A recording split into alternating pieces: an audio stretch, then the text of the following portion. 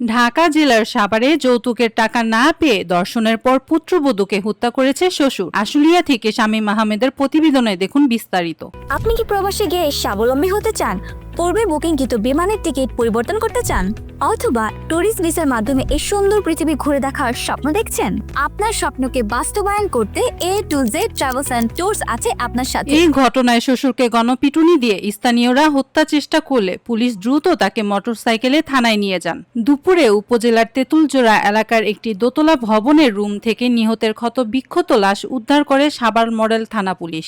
পরে লাশ ময়না তদন্তের জন্য রাজধানী শহীদ সুহরা ওয়ার্দী হাসপাতালের মর্গে প্রেরণ করে। স্থানীয়রা জানায়, গত 1 বছর আগে সেলিম নামের এক যুবকের সাথে 20 বছর বয়সী লতার বিয়ে হয়। বিয়ের পরে তারা সোলেমান মিয়ার দোতলা বাড়ির একটি কক্ষ ভাড়া নিয়ে বসবাস শুরু। এই সময় একই বাড়িতে নিহত লতার বাবা মা ও ছেলের বাবা মাও রুম ভাড়া নিয়ে থাকতো। পরে বিয়ের পর থেকে কয়েক লাখ টাকা যৌতুকের জন্য স্বামী সেলিম ও শ্বশুর মাসুদ মিয়া চাপ দিচ্ছিল লতার উপর। পরে রাতে আবারও যৌতুকের টাকা না পেয়ে শ্বশুর পুত্রবধূ লতাকে ঘরের মধ্যে ধর্ষণের পর শ্বাসরুদ্ধ করে হত্যা করা হয়।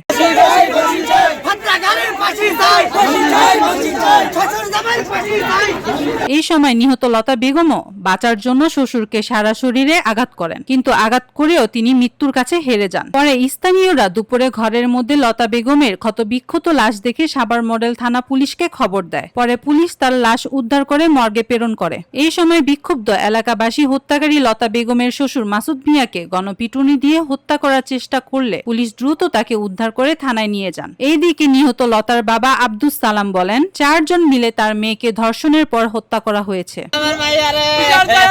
কি কারণে মারছে? ধর্ষণ করে মারছে,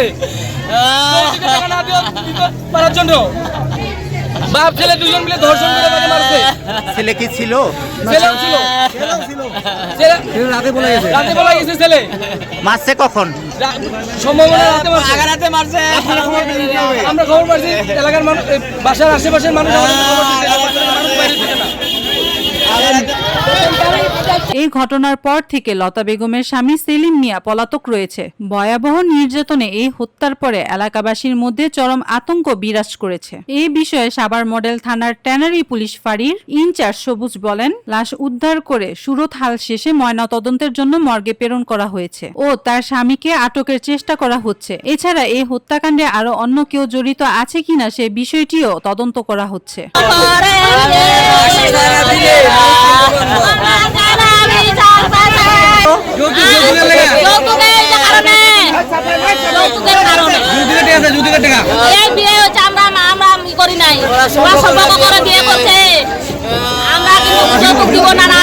ছেলে খৈতাল হাত পা ভাঙা ফেলছে, তাদের আমরা ফাঁসি চাই, আমরা টেকা চাই না। কি হয়েছে? 26 টেলিভিশন, মাতৃভূমির বন্ধনে।